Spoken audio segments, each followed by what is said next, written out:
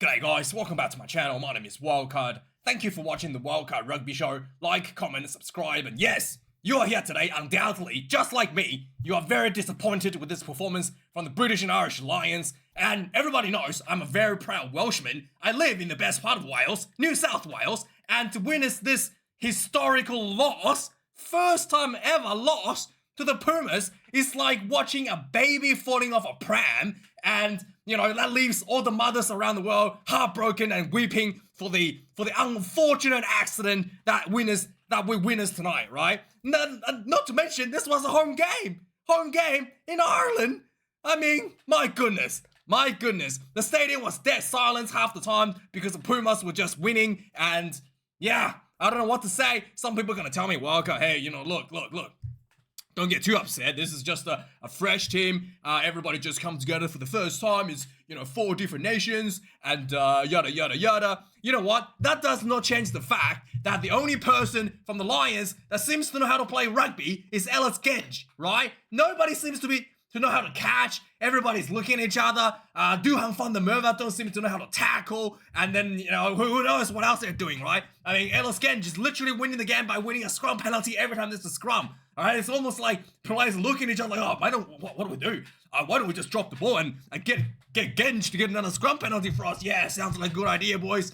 That's not what it looked like to me out there, right? It's just awful performance. And, I mean, to think that, you know, some of you guys have to come here and pay thousands of pounds and, you know, $275 to sit right at the back of the stadium in the corner, right? The worst seat available in the stadium is $250 to watch a Lions tour game, and this is what you're gonna get. Really disappointing. Really disappointing. You know, I don't know what else to say. Probably should get a refund and, you know, cancel your tickets or something, but hey, this is not looking good. This is not looking good for, you know, all the die-hard Lions fans out there after this performance, right? Now, speaking of which, the difference between the two teams, right? The Pumas is not really like, well, you know, whoa, we have played all season, you know, fully polished team. They made a lot of mistakes as well. But the difference is the Pumas scrambled a lot better than the Lions. The Pumas recognized the situation they're in, and they worked together to solve the problem. Whereas the Lions, when there's an issue, they try to brute force their way through it. That's the difference I saw tonight. And the Pumas both scored 2 tries from an opportunist turnover, right? One was a kick down the field from a ball popping out of the ruck. Alberno's kicked out, kind of like you faked a high ball and then ran through. They kicked down the field, chased through for a try. There was another one just before half time where the ball popped out the ruck and it was towed through, scooped up by Pumas. Some hands between the players. And then, you know, there was a try scored from that. Opportunistic stuff like that, right? They're not just trying to brute force everything. Whereas the Lions, it's like, what do we do? You know, the wingers dropped the ball again. Whoever's dropped the ball again, what do we do? Let's just try harder and, you know, bash the wall a little bit harder and see if that works. I mean, they know, the one thing you can say is that the Lions knew where their advantage was, which was the scrum, the line out, the big forward pack, but the execution is just not there. Like, the brute force is there. Like, the line outs were just not tidy. The scrum was, I thought it was 50-50 at times. We're going to have a look at the scrum in a minute, but I thought the scrum was 50-50 at times. Genge was definitely better in the first half. In the second half, Schoeman just seemed to be standing up, and then the referee was just not calling any of the scrum penalties anymore in the second half. And overall, just the inaccuracies from the Lions and the Pumas just did better as a team to problem solve what's in front of them and get themselves the win with, you know, whatever it took to get the win, and they got it done. And that's the end of that. And the Lions almost had that feeling like we're going to win this game regardless, and really didn't treasure the possession that was given to them in critical times. And I just didn't think that, you know, it's just really not really executed quite as well as you wanted to see out of the team that is at the caliber of the Lions at this level. Now, the scrum, let's have a look at it right now, right? Initially, this was the first scrum. Again, initially, I thought Genge was boring in. Now, the referee actually made the perfect decision here. Initially, I was like, Dolman, what are you doing? You don't know what you're looking at. But he's actually right. Scalvi, the tight head prop from Argentina, actually was boring in, leading Genj into him. So one of the things you look for, so as the tight head, essentially, if you're pinched, you actually pinch between two players, right? You got the hooker and you got the loose head pinched between you. So as a tight head, you can't ball in unless the scrum goes forward. Or you have to set up at an angle to ball in because you have two players jam you between and you actually can't turn in a stationary position. So you have to actually go forward and then turn, or you have to set up at an angle and allows you to go in, right? And what the referee looking for here is that at the engagement, you can see Scalvi is already at an angle. And to Genj's favor, which we know Ellis Genj really likes the boring anyway, you just follow that through to just textbook, you just follow that through, so textbook scrum collapse and a penalty. Like I'm not really sure what the idea is for the Argentinian scrum there. Maybe they really hasn't like done a lot of homework because the team just got together. But that's just, to me, like, for the whole game, that just to be an issue. And then collapsing on the outside as well. There was another one where you can see the Lions tight head prop, I think it was Belam, had his elbow right up like this as he's going down. Whereas the Argentinian, what's his name? Vivas, I think his name was, when the scrum went down, had his elbow down. And the referee looking at the elbow, just saying, well, your elbow's down. Your elbow touched the ground first. You pull the scrum down. Penalty against you. So it's just like little things like that shows the difference between like the individual talent, but that's just not quite good enough for the Lions to get them across the line. The individual performances, the individual talents and understanding of the game, just not quite enough to get the whole team across the line. Like Ellis Genj played his heart out. Like he was doing everything, and just not quite enough for the rest of the team to follow through. What I was a little bit surprised is the missed tackle from what's his name? Duhan van der Merwe. That was a bit of a surprise to me. I know when he plays for Ireland, plays for Scotland, he doesn't really make much tackles, but yeah, he got like stepped in one of the tries that led into the Argentinian tries, and I was like, that's not really, good enough as a Lions caliber level play to get stepped like that in a pretty straightforward, like kind of like one-on-one defense situation in an international test match level. So he might actually get dropped for the starting Lions test for maybe Matt Hansen or somebody. But like I didn't think that was. I don't think Andy Farrell will be happy looking at his defensive efforts out there tonight. Outside of that, so just whilst we're at the referee as well, I thought James Stolman, this is the style of referee going to get, especially in the first Lions test in Brisbane with Ben O'Keefe, another Kiwi referee. This is basically the standard of the referee that we're going to see. This is very consistent with Super Rugby. I think James Stolman actually did a really good job. It is. I know if you watch it like the Champions Cup or whatever, you're gonna look at this and go, that referee is horrendous. And I don't blame you, but this is actually the level that is consistent with what's the expectations of Super Rugby. A lot of those head-on-head, they try to do everything they can to, as quickly as they can, to mitigate things down and allow the game to play on. And that's why the head-on-head shot in the first half, one of them was a yellow card. Should have been a yellow card in pretty much every other game. And James Stolman just mitigated it down to a penalty because he said there wasn't enough time, which is a correct decision. I think this is how it should be, that the referee should find, be more reasonable as to decide whether there should be a yellow card or not. And, and when it's very obvious that's a yellow card, then you're giving out a yellow card. Whereas, you can clearly see there wasn't enough time or some kind of mitigating factor. She just tried to take the mitigating factor and allow the game to play on. That's very consistent with how they do Super Rugby as well. But Ben O'Keefe will be the first test referee in Brisbane, and he's going to be in a very similar style. So the Lions going to have to problem solve that, how they're going to deal with some of the change. They may have to watch some Super Rugby to see how these referees, look at these things and how they're going to, mitigate some of the issues and try to keep the game flowing a little bit better. So we are playing the Super Rugby laws as well. So you will be 20-minute red cards, and then you will be like the line out no stray if you don't jump, all that sort of stuff. It's all part of the game going into the line. So I think the biggest one is the 20-minute red card. That will be in play for the Lions tour. Anyway, let's have a look at the stats of the game.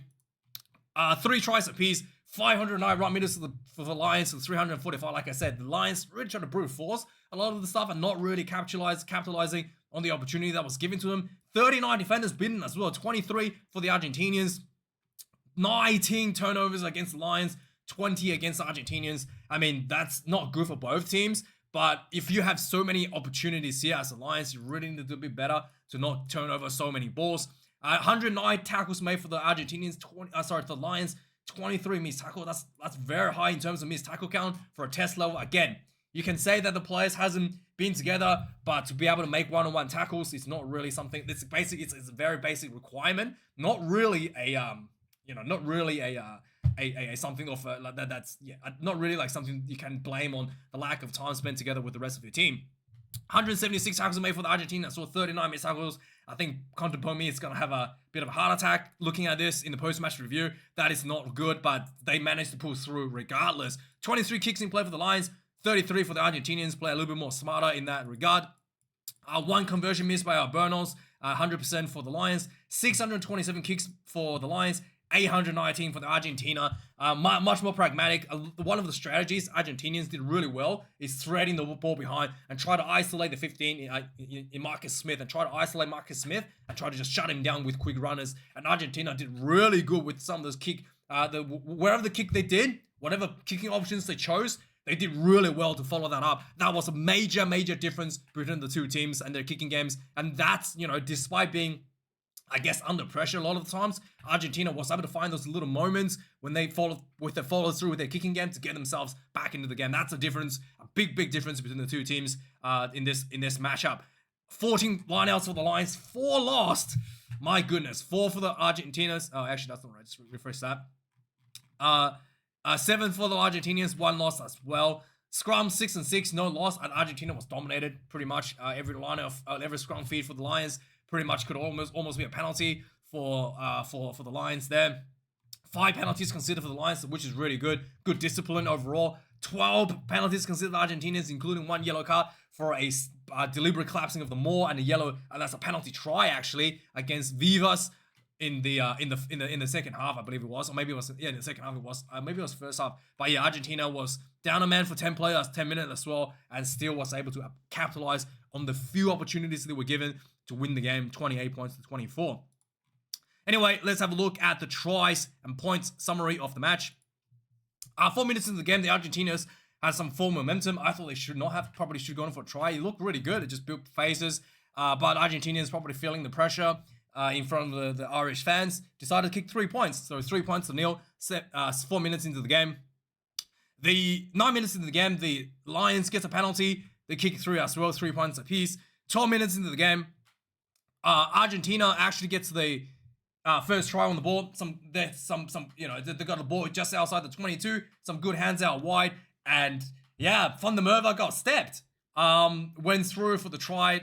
Mendy for the first try for the Argentina, 8 points to 3.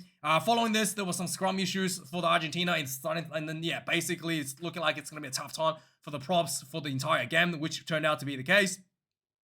There, 17 minutes into the game, there was a try by Tui Pelotu here. There was a tackle leading in, so basically the Lions had a line out. The ball came out for a center field crash ball for Tui Pelotu, who went through for the try. But the pass before that, there was a knock, like the Puma player went for the tackle and he actually knocked the ball forward into another Lions player. And the Lions player knocked the ball back into this. It was a bit of a knocking back and forward, and the ball ended back into the Lions player. I think this should be a yellow card, in my opinion, against the Argentinian deliberate knock on. I know it looks like he just went in for the tackle, but because the fact that Tui Pelotu actually scored here, this was a knock on that led into a try that actually stopped the try, a tackle that deliberately, I guess, stopped the try. You could argue that was a deliberate knock on in a try scoring opportunity there. I thought, but the referee says just a knock on for the scrum, but it doesn't matter. The scrum was just absolutely dominant for the Lions. They come out with the ball. Bandiaki crashes over. A few phases left. Bandiaki crashed over for the try. 10 points to 8 for the Lions. There was a high shot by number 8 after this. Referee mitigated down to just a penalty, saying that the player didn't have enough time to adjust. 24 minutes again, another penalty to Argentina. They kicked this one 10 points to 11. After this one, just before halftime, the Argentina did really well. A little kick behind, isolating Marcus Smith at a fullback position, put him into, he got tackled in goal, 5-meter scrum for the Argentinians. The ball came out, just lots of pressure, and then there was another penalty given away. So Argentina kicks a 3-point, 10 points to 14. And just before halftime, the Lions try to force themselves for a try to get themselves in front. The ball popped out with the ruck. The Argentinian guy kind of like towed the ball forward, scoot the ball up, and then some passes between the players. And then Albernos got the final pass from Carreras, went in for the try, 16 meters, and the halftime score 21 points to 10 for the Argentinians.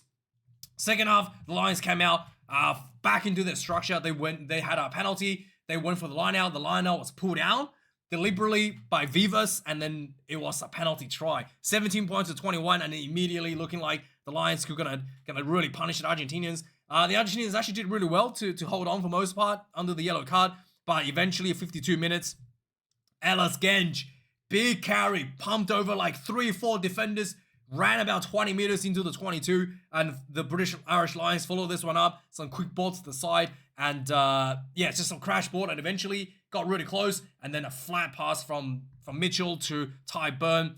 Bam, straight through. He was only about 2 meters away, and considering that he's about 2 meters tall, he crashed over quite easily for the try. 24 points to 21. 58 minutes in the game.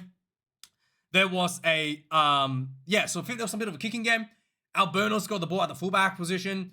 He looked like he was going to kick the ball back, and he just like faked the kick and ran through. And then some passes between the Argentinian players, and then a kick down the field, and the chase by Cordero, who got there first and get the try for Argentina. 28 points to 24. With about, 58 minutes, with still about 20 minutes left to play, the British and Irish Lions couldn't actually get this across the line. There was a lot of so there was a lot of like half break by the British and Irish Lions, and then they tried to offload the ball, and the Argentinians did really well to like just shut off the offload options and get the intercept. There were so many times where it looks like the Lions has gone through, and then only for the offload or the pass to go to the Argentinian player. They really saved themselves with that strategy as well. Just at the end there, it looked like the Lions had an opportunity to go for the line out and maybe get a bunch of penalties and get a potential try at the end of it. There was a line out, and there was an offside penalty against Argentina, and then the referee reverses the penalty for a neck roll. I thought that was really not a neck roll. It was more like he just, like TMO made the call, really hardly grabbed him by the neck, I thought that there was a really tough call there. Then the Argentina was able to get out of jail for that and then finish off the game. 28 points to 24 for the historical first-time win for the Argentinians over the British and Irish Lions. Let me know your thoughts, guys. Like, comment, subscribe, and thanks for watching. I'll see you guys later for the Super Rugby final review between the Cheetahs and the Chiefs. Thanks for watching. Cheers.